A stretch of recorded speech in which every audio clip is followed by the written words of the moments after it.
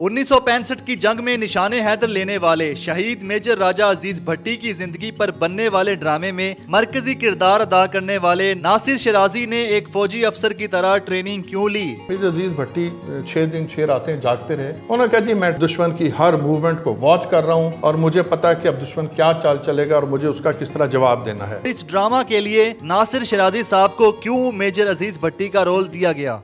Urdu point की videos देखने के लिए हमारा चैनल सब्सक्राइब कीजिए और बेल के आइकन पर क्लिक कीजिए ताकि आप हमारी तमाम आने वाली वीडियोस से बाखबर रह सकें। अस्सलाम वालेकुम, आप देख रहे हैं उर्दू पॉइंट। मैं हूं उस्मान भट्ट। नाज़रीन, सितंबर 1965 में इंडिया पाकिस्तान की होने वाली जंग के हीरो शहीद मेजर राजा अजीज भट्टी साहब, जिनको निशाने हैदर भी दिया गया था, उनकी ज़िंदगी पर बनने वाले ड्रामा में जिन्होंने किरदार अदा किया, नासिर शिराजी साहब आज हमारे साथ मौजूद हैं और इनसे हम जानते हैं वो ड्रामा बनाना कितना टफ था, सिलेक्शन कैसे हुई और इस ड्रामे को बनाने के लिए चूँकि मेजर अजीज भट्टी साहब का रोल अदा करना था तो इनकी ट्रेनिंग क्या थी, इनको बाकायदा फ़ौज की ट्रेनिंग में क्या क्या बताया गया, कैसे कैसे ट्रेनिंग करवाई गई, ये ड्रामा कितने अरसे पर बना और इनकी सिलेक्शन कैसे हुई, ये हम जानते हैं। 1965 वॉर जो है वो एक बहुत बड़ा लैंडमार्क है पाकिस्तान की हिस्ट्री में। जो इम्पोर्टेंट इवेंट हैं 65 उसमें से जो है वो बहुत बड़ा इवेंट है। तो जंगें तो होती रहती हैं, दुनिया में होती हैं, आइंदा भी होती रहेंगी, लेकिन इस जंग की अहमियत यूँ थी कि अभी हम रिहेबिलिटेशन जो थी मुहाजिरीन की 47 में जब आज़ादी हमने हासिल की, हम उनमें घिरे हुए थे। फिर 48 में जंग कश्मीर आ गई, फिर 62 में रन ऑफ कच्छ आ गया। तो हम अभी बिल्कुल पूरी तरह सेटल्ड नहीं थे कि हमें एक और इम्तहान में डाल दिया गया, दैट इज़ 1965 वॉर। राइट। तो अपने से 5 गुना बड़े दुश्मन के ख़िलाफ़ लड़ना और कामयाबी से अपने मुल्क का दिफा करना जो है ये कोई आसान काम नहीं था। अब ये जो कारनामे हैं हमारे शोहदा के, हमारे गाजियों के, जिन्होंने अपनी ज़िंदगियाँ वक्फ कर दी, जिन्होंने अपना मुस्तकबिल, अपने ख़ानदानों का मुस्तकबिल जो है वो एक साइड पर रखा और जो कौम का मुस्तकबिल है, जो मुल्क का मुस्तकबिल है, उसके लिए उन्होंने जान की बाजी लगाने से दरेग नहीं किया। अब इन कारनामों को नई नस्ल तक पहुँचाना बड़ा ज़रूरी था। उसके लिए ISPR का मैं समझता हूँ बहुत बड़ा ये प्रोजेक्ट था और PTV ने उसमें अपना बराबर का हिस्सा डाला। तो ये जॉइंट वेंचर है, मेरा प्ले जो है ये एक जॉइंट वेंचर है ISPR और पाकिस्तान टेलीविज़न का। ठीक है। इससे पहले भी निशाने हैदर बने हैं। कैप्टन सरवर शहीद निशाने हैदर एक ड्रामा बना, उसके बाद मेजर तुफैल शहीद की ज़िंदगी और कारनामे पे बनाया गया, फिर राशिद मिन्हास की ज़िंदगी पे बना, फिर लांस नायक महफूज अहमद हैं। तो फिर ये वाली मेरी बारी आई कि जी मेजर अजीज़ भट्टी शहीद निशाने हैदर पे भी एक ड्रामा बनाया जाए ताकि कौम को पता लगे कि उनके इस्लाफ, उनके सीनियर जो थे वो हैसियत इंसान के क्या शख्सियत थे, हैसियत आर्मी ऑफिसर के कितने अच्छे थे और फिर उनका कारनामा इटसेल्फ क्या था। ठीक है। तो जब ये टास्क आया सामने तो फिर फैसला हुआ कि अब ये प्ले करना किसने है। अच्छा। उसमें पहली बात तो ये थी कि बड़े बड़े नामवर अदाकार उस वक्त मौजूद थे और वो उनकी पहचान थी और माशाल्लाह वो बड़ा अच्छा काम कर रहे थे। लेकिन ISPR का मौक़िफ़ और PTV का एक जॉइंट मौक़िफ़ ये था कि अगर उनमें से हम किसी बड़े नामवर हीरो को सामने लाते हैं तो शायद कौम उसको बताओ और मेजर अजीज़ भट्टी एक्सेप्ट ना करे। ओके। तो ख्याल ये हुआ क्योंकि रिजम्बल करता हुआ कोई बिल्कुल फ्रेश फेस जो है सामने आए, पढ़ा लिखा भी हो, काट काट भी ठीक हो, आवाज़ भी ठीक हो, कोई ऐसा आदमी ढूंढो जिसको कौम कहे कि हाँ ये मेजर अजीज़ भट्टी ही है। बिल्कुल सही। तो इसके लिए काफ़ी लोग थे, उनके ऑडिशन भी हुए, सिलेक्शन भी मराहिल गुजरते गए। मेरा नाम, मेरे एक दोस्त थे, वो जर्नलिस्ट थे, उनका नाम है अफजाल शाहिद। Right sir. एक दिन वो तशरीफ़ लाया और मुझे कहने लगे यार अपनी कोई पुरानी तस्वीरें हैं तो दिखाओ। मैंने कहा तस्वीरों का क्या करना है? कहने लगे यार तुम्हारा रिश्ता ढूंढना है। तो हंसी मजाक में बात ख़त्म हो गई, बेतकल्फ़ी थी। उन्होंने मेरी अलमारियाँ, ड्रॉज ये वो खोले और मेरी कुछ तस्वीरें उठा के ले गए। तो नेक्स्ट डे अखबार में वो तस्वीर मेरी शाया थी इस बात के साथ कि जी ISPR और PTV ये जो ड्रामा बना रहे हैं तो उसके लिए मेजर अजीज़ भट्टी के किरदार के लिए ये शख्सियत जो सूट कर रही है। ठीक है। उसके साथ ही जनरल मैनेजर थे PTV के जनाब निसार हुसैन साहब। तो मुझे उनकी कॉल आई, मैं उनसे मिलने चला गया। उन्होंने मुझे पेशकश की कि जी हम आपको एक्टर बनाना चाहते हैं। तो मैंने कहा जी एक्टिंग में मेरा शौक़ ही नहीं है, मैं तो लिखने पढ़ने वाला आदमी हूँ, कोई ऐसा काम है तो मुझे बताया जाए। क्या लगे नहीं आप सोचें। हमारी दोबारा मीटिंग होगी। ठीक है। 15-20 रोज़ के बाद उनकी दोबारा कॉल आई, मैं फिर उनको मिलने गया। उन्होंने कहा जी क्या सोचा? मैंने कहा सर मैं तो उसी दिन आपको अर्ज़ कर गया था कि मेरा ऐसा सच कोई बहुत ज़्यादा शौक़ नहीं है। ठीक है। तो उस दिन उन्होंने मुझे बताया कि जो रोल हमने आपके लिए सोचा है वो मेजर अजीज़ भट्टी शहीद निशाने हैदर का किरदार है। جب مجھے یہ پتہ لگا تو میں واقعی بڑا متاثر ہوا. میں نے کہا جی لوگ تو زندگیاں دے گئے اور اتنی بڑی قربانی دے گئے, ہم نے تو وقت ہی دینا ہے, تو اس کردار کے لیے میں حاضر ہوں. تو یہ تھا سلیکشن کا پہلا مرحلہ. ٹھیک ہے. لیکن ایز پر چانس, یہ 1984 کی میں بات آپ سے کر رہا ہوں, ایز پر چانس وہ ڈرامے کی تیاریاں شروع ہوئیں اور کسی وجہ سے پروجیکٹ جو ہے وہ نہ بن سکا, ڈیلے ہو گیا. پھر 2 سال کے بعد قرہ نکلا, ایک اور ہمارے سینئر پروڈیوسر تھے پی ٹی وی کے یاور حیات صاحب, خیال تھا کہ وہ کریں گے. پھر تیاریاں شروع ہوئیں, ایز پر چانس وہ بیمار ہو گئے, ان کو ہارٹ اٹیک ہو گیا, ڈرامہ پھر ڈراپ ہو گیا. ٹھیک ہے. اور اس میں کچھ سیاسی مجبوریاں بھی تھیں. جی.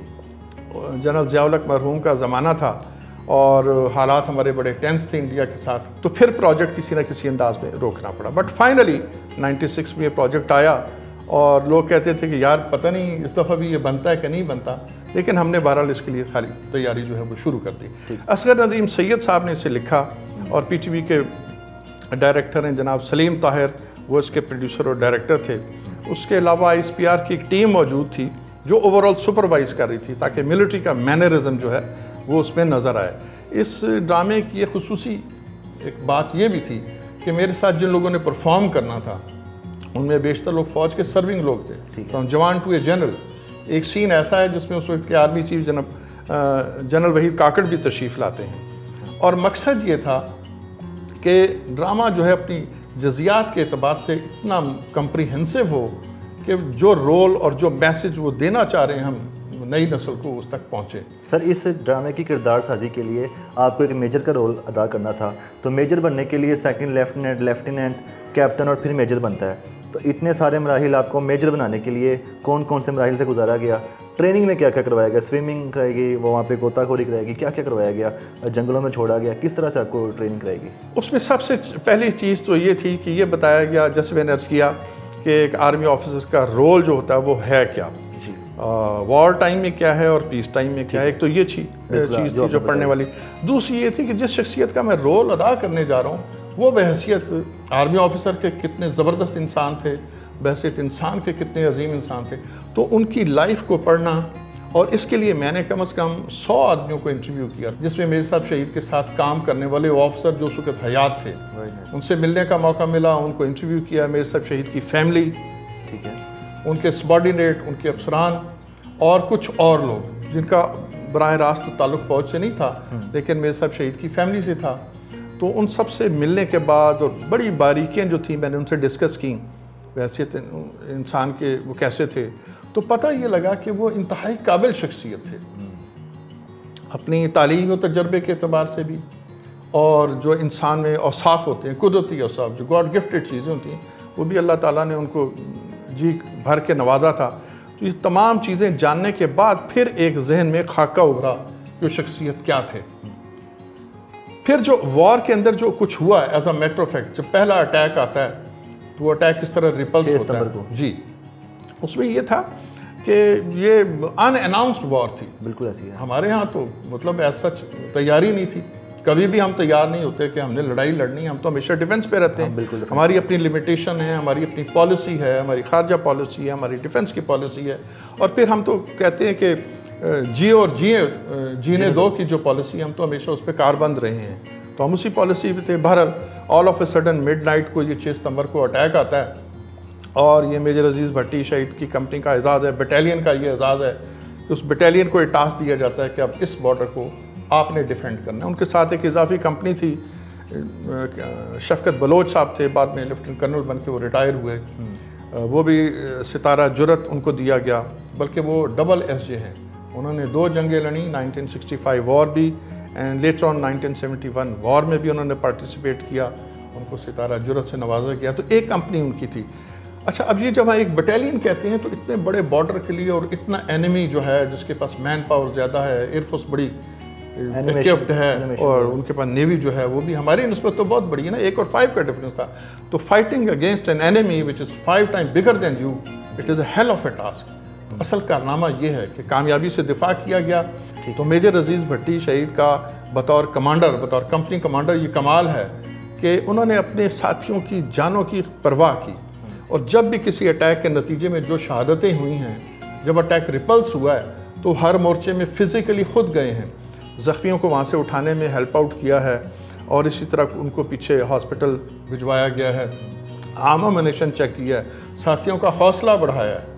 اور ایک بڑی اس میں دلچسپ بات ہے جو ہسٹوریکل فیکٹ ہے کہ جس رات اٹیک آیا 6 ستمبر کی رات کو، تو جو بٹالین تھی، چونکہ ہمارے پاس مین پاور بڑی کم تھی، تو ایک کمپنی وڈرا کر کے کسی اور محاذ پر بھیج دی تھی۔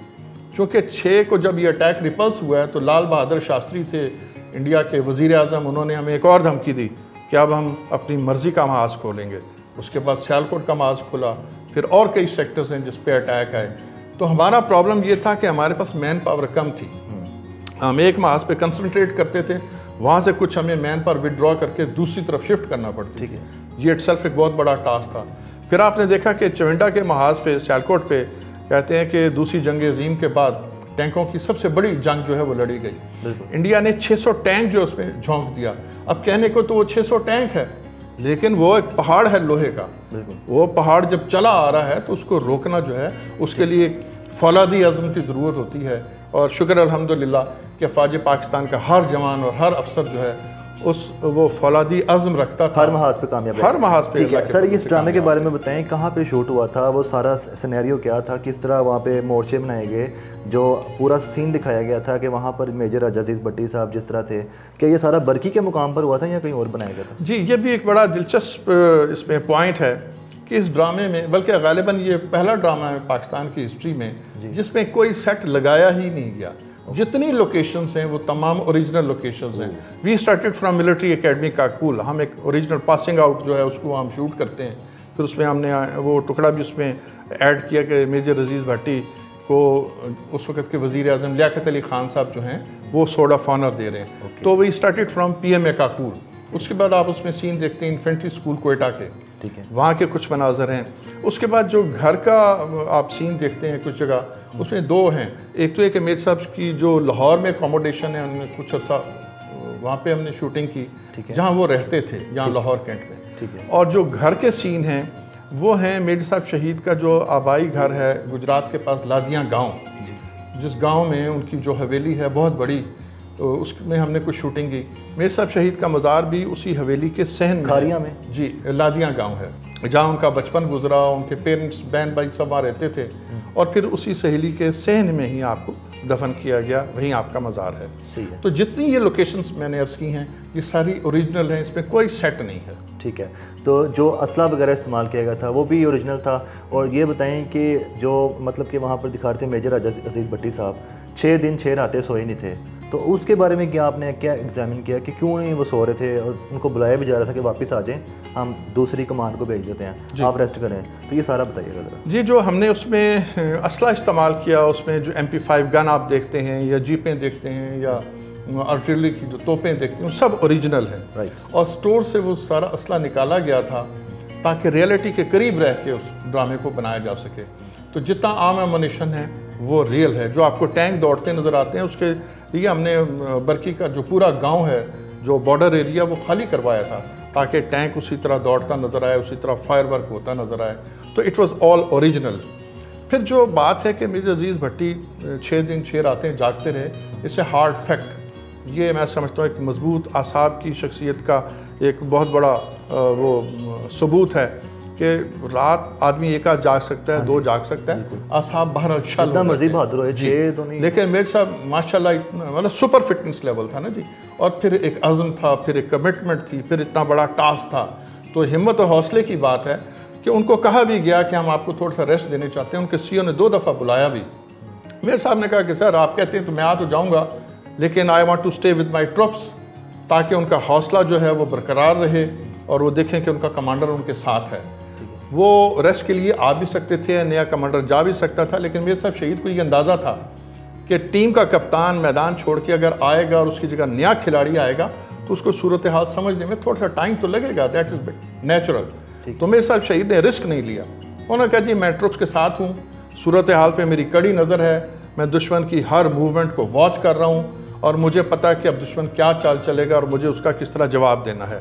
تو یہ ان کا ویژنری ایک جو یہ جو لائف سٹائل تھا وہ ہمیں نظر آتا ہے. ٹھیک ہے سر، جس طرح ان کی شہادت ہوئی تھی 12 ستمبر کو، اور وہ ایک بلند مورچے پر کھڑے تھے میجر راجہ عزیز بھٹی صاحب، سامنے سے 3 ٹینک آ رہے تھے اور ان کو واضح دکھائی دے رہا تھا. ٹینک آتے اپنی کمانڈ کو بھی کہہ رہے تھے، اٹیک کر کے 2 ٹینک تباہ کر دی، تیسرے نے ان کو آ کے گولہ مارا جس سے وہ شہید ہوئے. تو یہ بتائیں کہ جب ان کو ان کی جو کمانڈ کے فورسز سے وہ کہہ رہے تھے نیچے آ جائیں، وہ نیچے کیوں نہیں آ رہے تھے؟ کیا شہادت نے ان کو بلایا اوپر؟ شہادت کا جذبہ تھا یا موت خود اوپر لے کے گئی؟ کیا دیکھا آپ نے؟ دیکھیے جی، اس میں بنیادی چیز تو یہ ہے کہ since he was committed to the task کہ اب اٹیک آ رہا ہے اور اس اٹیک کو ہم نے بہر صورت سمیش کرنا ہے، روکنا ہے اور ان کو آگے نہیں بڑھنے دینا. زندگی موت کی کوئی پرواہ؟ زندگی موت کی کوئی پرواہ نہیں. ٹھیک ہے جی، یہ ہر جوان کا، ہر افسر کا جذبہ یہی ہوتا ہے. اب اس سے پہلے وہ مورچے میں بیٹھے ہوئے تھے.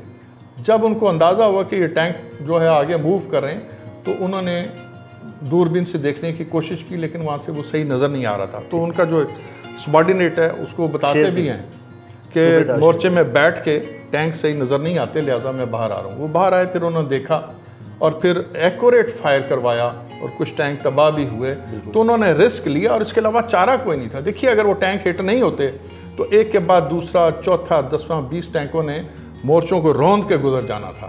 تو جب وہ ٹینک ون آفٹر انڈر ہٹ ہوئے ہیں، ایک ایکوریٹ فائر تھا، ہمارے جو اینٹی ٹیکشکن گن ہے، تو اس کو سگنل اور وہ جگہ تو انہوں نے بتانی تھی نا، سنس ہی واز کمانڈنگ، اور ان کو پتا تھا کہ کس ڈگری پہ کون سا فائر کروانا ہے. تو یہ بڑا کامیاب انہوں نے فائر کروایا. وہ ٹینک ہٹ ہوئے. جب ون آفٹر انڈر چند ٹینک ہٹ ہوئے تو پھر باقی جو ہے وہ واپس دوڑ گئے، ریورس ہو گئے. اس میں ایک بات میں شیئر کرنا چاہتا ہوں. میجر عزیز بھٹی شہید کا سب سے چھوٹا بیٹا، اس کا نام ہے جاوید اقبال، جو اس وقت 6 ماہ کے تھے. ان سے پوچھا گیا کہ ڈرامہ آپ کو کیسا لگا، تو انہوں نے یہ کہا کہ میں تو 6 ماہ کا تھا، مجھے تو پتہ ہی نہیں کہ باپ ہوتا کیا ہے. میں نے تو یہ ڈرامہ دیکھا تو مجھے پتہ لگا کہ میرے والد کتنی عظیم شخصیت تھے. تو میں سمجھتا ہوں کہ یہ بہت بڑا کمپلیمنٹ ہے. سر، اداکاری کرتے ہوئے کوئی بھی اداکار کسی کریکٹر کو نبھا رہا ہو تو وہ اب ذہنی طور پہ اور جسمانی طور پہ اس میں ڈھل جاتا ہے.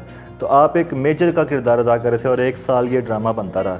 تو جب یہ ڈرامہ مکمل ہو گیا، ریلیز بھی کر دیا گیا، تو ایک میجر کی لائف گزارنے کے بعد ایک عام سیولین کی زندگی میں واپس آنا کتنا ڈیفرنٹ لگا آپ کو؟ اور آپ کو کیسا مطلب لگ رہا تھا کہ پہلے آپ ایک میجر والا پروٹوکول لے رہے تھے، بعد میں ایک سیولین بن گئے؟ اصل میں کسی بھی کریکٹر کو خوبی سے اگر آپ نے ادا کرنا ہے تو اس کو آپ کو اپنے اوپر طاری کرنا ہوگا. ٹھیک ہے، یہ تو کریکٹر کی ڈیمانڈ ہے جی، ورنہ اس میں کامیابی کا وہ لیول اچیو نہیں ہو سکتا. تو ایک تو یہ ہے کہ آپ کو اس میں ڈوب کے کام کرنا ہوتا ہے، آپ جو کچھ بھی کر رہے ہیں. دوسرا یہ کہ میری زندگی میں کچھ چیزیں پہلے سے موجود تھیں. مطلب ہماری فیملی میں آرمی آفیسر جو ہیں وہ بہت زیادہ ہیں، شہداء بھی ہیں، غازی بھی ہیں. تو ہماری جو فیملی میں اس میں وہ چیزیں، لائف سٹائل جو تھا وہ آلموسٹ موجود تھا. تو مجھے اس پہ سوئچ آن کرنے میں اور پھر پلے ختم کر کے اپنی زندگی میں واپس آنے میں وہ بہت زیادہ مشکلات کا سامنا نہیں کرنا پڑا. اس ڈرامے کا کوئی ایسا ڈائلاگ، کوئی ایسا کردار جو کافی مشہور رہا ہو یا آپ کو بڑا پسند آیا، وہ کیا ہے؟ جی، اس میں جتنے ڈائلاگ ہیں وہ صرف ڈائلاگ نہیں ہیں. میر صاحب شہید نے مختلف مقامات پہ وہ باتیں کی ہیں. مثلا ایک دفعہ وہ اپنے سپاہی کو کہتے ہیں کہ جاؤ اور میری وردی لے آؤ. وہ آ کے کہتے ہیں کہ سر میں آپ کی وردی لینے گیا تھا مگر مجھے وہ نہیں ملی، میں کسی اور افسر کی وردی لے آیا ہوں. تو میجر صاحب شہید نے اس کی طرف دیکھا اور کہا کہ میری وردی ابھی ٹھیک ہے، وردی اور کفن اپنا اپنا ہی اچھا لگتا ہے.